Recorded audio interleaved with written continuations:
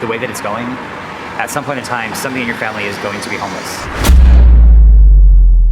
When you think of a homeless person, you probably think of someone that is on drugs or is talking to themselves, or both, or yelling at strangers. But with the increasing rise of homelessness, and I live in Southern California and can attest to that, it might be more common to actually see regular people on the side of the street. This video is titled "Working Actor Now Homeless in Los Angeles." Dennis.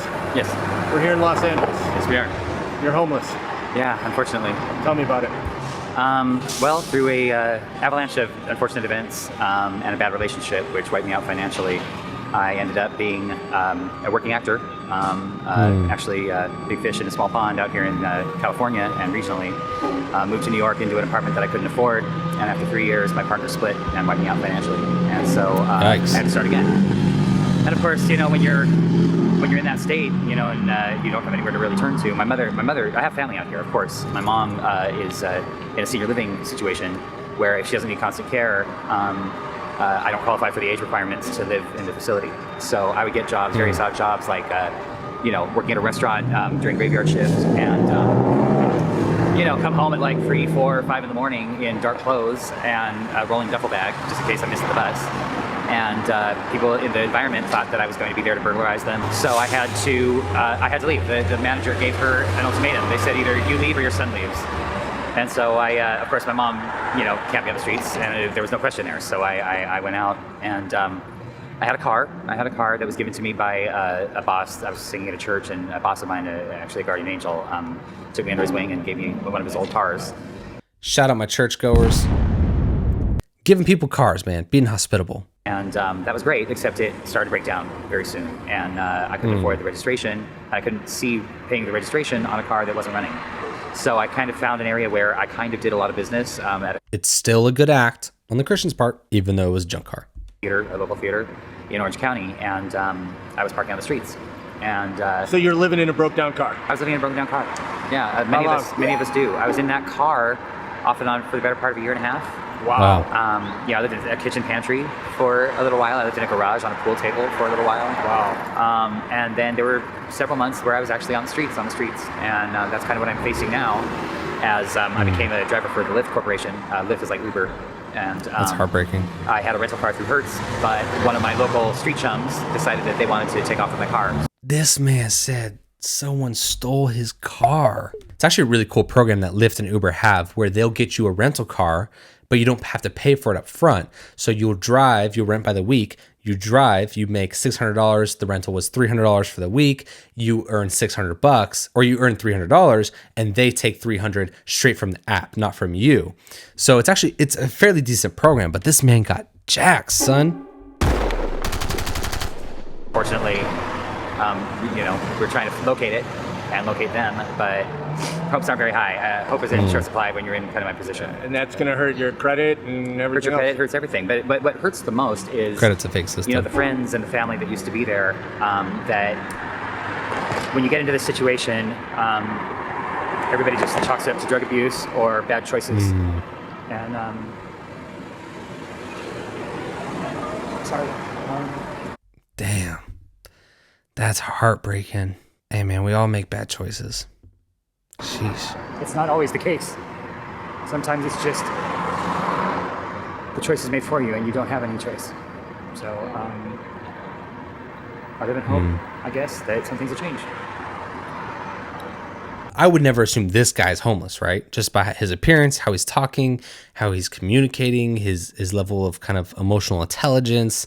He doesn't seem someone that's like been through the rough for a very long time and is traditionally homeless. It's very interesting. Sometimes you work all you can. Everybody makes bad choices. You do everything you can. And it's like the world's fighting against you. Yeah. But you can't give up. Yeah, I guess so. I'll keep trying. Keep trying. Hope it's not in vain. I was out here 23 years ago for bunches and bunches of years. Yeah. Wow. There are programs in place like EBT and, you know, food stamps and things like that, but anybody who knows anything can't live off of $187 a month on. Dang, is that really what it is? $187? You can't have a refrigerator for, or an oven, or a microwave, or we don't have the amenities of home. Right. So you buy things with preservatives, things that don't go bad, things that, you know, keep well on the streets in different temperatures and climates, and most of the time it gets stolen anyway, because even amongst Dang. So if they get EBT, they have to buy stuff that doesn't have to be refrigerated, and it gets stolen. streets, you have people who are taking whatever you have. Well, you're in pretty good spirits I for try. going through all this. I try. What would you want people to know about homelessness that they probably wouldn't know, or they stereotype? This is what he says wrong? right here. Right. This is what he says. You know, homeless people used to have, it used to be the class system. Homeless people used to be that person that you didn't know, that would talk to themselves, or that didn't bathe in the corner of the doorway, that everybody just walked by and overlooked. Oh, there's my bus. That's okay though. And everybody would just overlook. But they're now your sons or your daughters, your sister, your brother, your cousins. Somebody in your family, the way that it's going, at some point in time, somebody in your family is going to be homeless. And if you think about that person that you overlooked in the past, and that were a member of your family, I would hope that you would have the heart and the humanity to do something different. That is a freaking heavy, heavy message. He said at the rate that things are going, it's inevitable that one of your family members might be in a similar situation. Don't overlook that family member. I think it is our responsibility to be prepared for when a family member needs that. They need outreach. When a friend needs that, they need someone to keep them from getting on the streets. Because with how things are going, I mean, eggs are $6. Eggs shouldn't make you homeless, right? Let's all agree on that part. You're not a victim because eggs are $6. But at the same time, do you have an extra room you can take someone in? Do you have extra income that you can use to chip something off to somebody?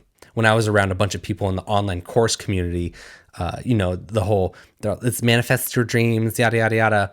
I remember sitting in a coaching call on Zoom, and they were like, we need more millionaires in the world. And they're like, the world is a sad, dark place, and there's a lot of things going on. And with more millionaires, those millionaires can then use that money for positive things. And everyone's like, yes, I need to make $1 million so I can help people. I'm like, what? You don't need to make $1 million to help people, okay? The time, energy, and money you spend on trying to make $1 million, you could probably have supported 3 people's lives. If you put the same amount of energy into making $1 million, into helping a homeless person or homeless people or your community, you could do a lot greater good than waiting till you're 40 years old and you finally figured it out. So people like to think about wealth in this way. We're like, oh, if I get super rich, I will be helpful. I think it's and both. Yeah, but like, are you going to wait 30 years? And then what if you never hit that? What if that's not in the cards for you? Let's be real. What if $1 million is not in the cards for you? Are you never helping somebody? So let's lower our expectations, guys. I remember being in that and like, $1 million to help people. No, I want $1 million for myself. I don't want $1 million to help people. Let's be honest here. That was a few years back, and now I'm like, okay, I don't need $1 million, and I could probably help some people regardless. But hey, man, that's life. We live and we learn and we grow and we develop. But let's make sure we're in a position where we can actually help people, and it's not about a dollar amount or a feeling, an arbitrary number you can have, but it's more about your capacity to be able to help. If you enjoyed this video, go ahead and give it a like. Comment down below.